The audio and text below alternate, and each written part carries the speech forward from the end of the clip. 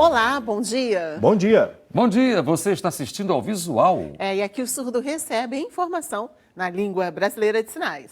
Outras matérias e mais notícias sobre o universo da acessibilidade você encontra no facebook.com/visual TV Brasil. Direto do Rio de Janeiro, o Visual começa agora.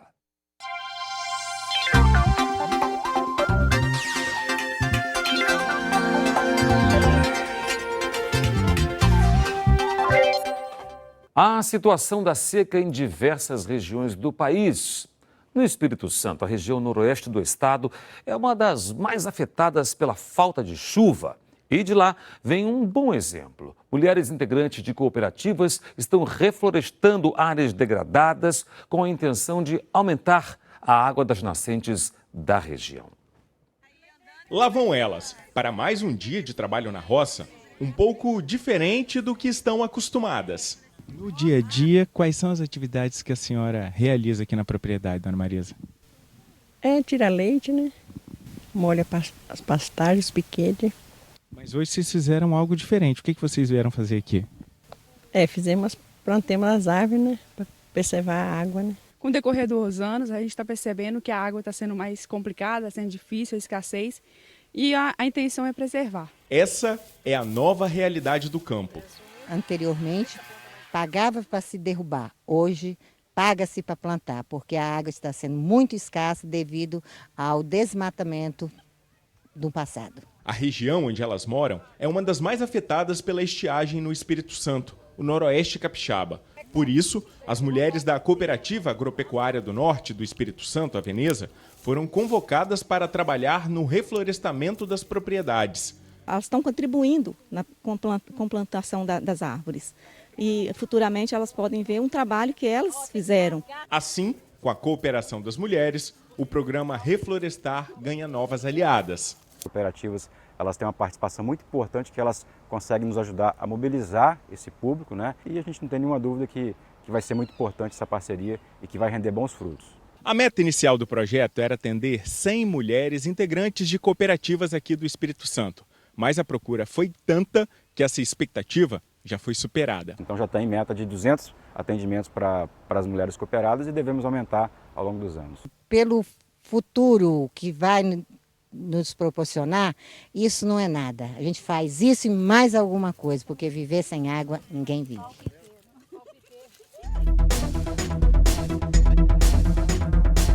Bom dia! A Universidade Federal Fluminense, a UF, juntamente com a Universidade Federal do Rio de Janeiro, a UFRJ, e o Instituto Nacional de Educação de Surdos, o INES, promovem em parceria a segunda jornada de experiências dos tradutores e intérpretes de Libras do Rio de Janeiro. E para falar mais sobre esse assunto, nós convidamos Rodrigo Leal, tradutor e intérprete de Libras da Universidade Federal do Rio de Janeiro. Bom dia, Rodrigo. Bom dia. Tudo bem? Tudo bem. Qual vai ser o principal objetivo do evento, hein, Rodrigo? Então, a jornada ela é pensada como uma forma de promover a discussão dentro da área da tradução e interpretação de Libras. E aí, esse ano ela vai acontecer em dezembro, dia 9, dia 10 e dia 11, quarta, quinta e sexta.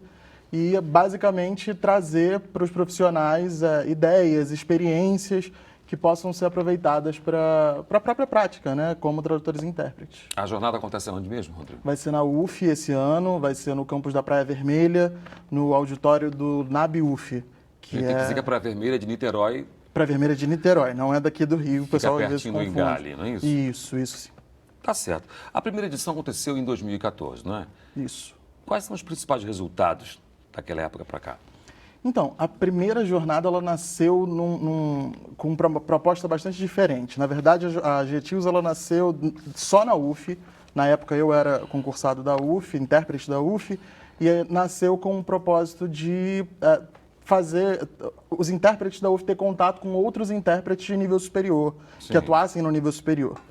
E existiu bastante procura, né, de outras áreas também. Intérpretes que trabalhavam em ensino médio, ou que trabalhavam em hospitais, atendimento social. Acabou enfim. alcançando outras pessoas de outros segmentos, né? Exatamente. E aí isso fez com que a gente reformulasse a segunda jornada, aumentasse o número de dias, né? Os assuntos que a gente começou a abordar. Então, um alcance basicamente, bem maior. Exatamente. Tá certo. Então vai ser anual então, o evento. A proposta, por enquanto, é que seja anual.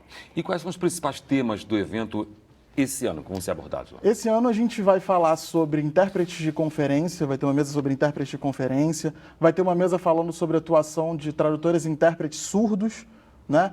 Que existe ainda esse mito, né, de que intérprete não pode ser surdo. Sim. E você tem intérpretes trabalhando de uma língua de sinais para uma outra língua de sinais, da brasileira para a americana, por exemplo. Você tem tradutores que trabalham com vídeos, né, filmados de língua portuguesa para a língua brasileira de sinais. A gente vai ter também discussão sobre a formação, como é que deve ser a formação desse tradutor e intérprete. E Aliás, para congressos é muito importante esse tipo de tradutor, né? Exatamente. De uma língua de sinais para outra. Isso, é muito presente, né? Sim. Então a gente resolveu dar o espaço para que as pessoas pudessem não só conhecer quem não conhece, mas quem já trabalha na área poder aproveitar alguma coisa para a própria prática, né? A estrutura desse ano vai ser diferente? Vai ser maior, como eu falei, né? Ano passado a gente esperava um público muito pequeno e esse ano a gente já está esperando um público maior, então o auditório vai ser maior. Ano passado foi um dia só, esse ano vamos ter 3 dias, um dia só para minicursos e 2 dias para palestras. Basicamente isso, eu acho. Os minicursos, você me disse, já estão com as inscrições esgotadas, não é? Os minicursos esgotaram no dia que abriu as inscrições. Então, a gente abriu as inscrições online, teve uma procura muito grande, excedendo, inclusive, o número de vagas que a gente tinha proposto. E aí, os minicursos já esgotaram, infelizmente, não tem como fazer mais inscrição. E para palestras? Para palestras, sim. A gente, apesar de já ter aberto inscrição online, foi meio que para tentar verificar qual era o perfil desse público e quais as necessidades que seriam levantadas. Para adequar, né? Exatamente. E aí, no dia 10, que vai ser o início das palestras, né, dia 9 para os minicursos, 10 e 11 para as palestras, no dia 10, quem não conseguiu se inscrever pelo site, pode se inscrever lá na hora, no local. Que ótimo, que ótimo. Vocês vão abordar o tema versão voz, mitos e verdade, não é isso? É um dos temas, não é? Você pode explicar para a gente qual é a diferença aí da versão Libras para a versão voz? Então, versão Libras é uma coisa que é mais conhecida, né, das pessoas. É quando tem alguém falando em português ou um texto escrito em língua portuguesa e esse texto é passado para Libras. Então, a pessoa sinaliza. A versão voz é justamente o contrário. Quando você tem um texto, uma fala em língua brasileira de sinais e você passa ela para língua portuguesa. Sim. E aí, quando você faz isso falando, é conhecido como versão voz. Isso também para os congressos é muito importante. Congresso, aula, isso é muito comum. Você tem uma inclusão ao contrário. Exatamente. É importante, mas é verdade. E além da regulamentação da profissão do tradutor e intérprete de Libras, não é? Quais são os principais avanços que você tem notado? Então, hoje um grande avanço que a gente tem é a questão da formação. Hoje você já tem no país, de uma maneira geral, cursos superiores, né?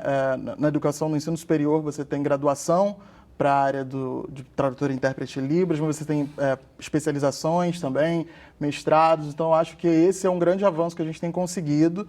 Claro que a passos, né, lentos, mas porque a gente tem uma categoria inteira para se adequar, mas isso já é uma grande vitória. Esses cursos são do Estado? Como? Eles são cursos do Estado? O Estado oferece esses cursos? Então, os cursos de graduação, o pioneiro foi o Letras Libras da UFSC, né, Federal de Santa Catarina, isso. E aí foi um curso à distância e hoje, por exemplo, aqui no Rio você tem a própria UFRJ. Presencial? Presencial. Ela tem cursos, anualmente ela abre o concurso de acesso e formando tanto tradutores e intérpretes quanto professores de Libras. É um concurso especial, só para aquela área? Isso, exatamente. E o que mais, além dali, do UFRJ? Aqui no Rio, eu acho que nenhum, mas você tem muitas universidades federais no país que tem esse curso, exatamente. Maravilha, então abriu um pouco realmente, né? Com certeza. E qual a principal reivindicação do tradutor e intérprete de Libras, já que a gente houve esse avanço? Hoje em dia você tem muitas reivindicações porque os tradutores e intérpretes de Libras não trabalham numa só área, né? Então você tem aqueles que se dedicam a trabalhar em ensino superior ou em conferências, como você citou. Sim. Mas você tem outras realidades. Acredito que cada realidade tem uma reivindicação própria. Mas ainda falando de formação, talvez uma questão que seja bastante debatida hoje ainda é a necessidade de adequação, não de uma formação generalista, mas uma formação mais específica para a pessoa que vai se formar como tradutor e intérprete, ter uma formação mais adequada, por exemplo, se ele for trabalhar em educação básica, né? Ensino fundamental, ensino médio ou então ensino superior. Assim como conferências, enfim. Uma outra questão também além da reivindicação que hoje é muito vista, né, é porque os tradutores e intérpretes concursados em instituições federais de ensino, eles são concursados hoje como tem a formação básica nível D, né, que seria uma cobrança de ensino médio. Se você tem o ensino médio, você tem o ProLibras, que é aquela prova que certifica você, você consegue entrar num desses concursos. E a luta hoje da categoria é que, para trabalhar em ensino superior, você tem que ter essa exigência de uma formação desse profissional. Nível superior. Então, o pedido, né, a luta é que existe esse respeito à formação de ensino superior, que está mais comum. Essa luta é no âmbito do MEC. Exatamente. Tá nacional. Certo. E você acha que nas mídias audiovisuais também já houve um grande avanço da questão do tradutor e intérprete? Com certeza. Contempla já? Com certeza. Hoje na televisão você vê bastante movimentos, né, de inclusão porque inicialmente é muito conhecido para surdo a questão da legenda, e hoje você já tem janelas de intérprete, não só na televisão, mas você tem muitos projetos por aí que falam de cinema, né, com a janela do intérprete ali. Então é uma forma de inclusão respeitando a língua que é do surdo. Rodrigo, para fechar nosso papo, então quem quiser participar, é só chegar lá agora para as palestras e tentar se inscrever. Chegar no dia e fazer a inscrição, sentar e se divertir. Então tá certo. Praia Vermelha, Praia Vermelha, UF, isso. UF, dias 9, 10 e 11. Isso. O horário? Inicia 8h30 da manhã. A programação está direitinho lá no site, quem quiser pode acessar. Tá certo. Rodrigo, muito obrigado pela sua participação aqui no Visual. E o Visual termina aqui. Muito obrigada pela companhia. Você pode sugerir pautas para o nosso programa pelo WhatsApp. O número é 021 97 452 2300. Tchau, bom dia. Bom dia para você. Tchau para você.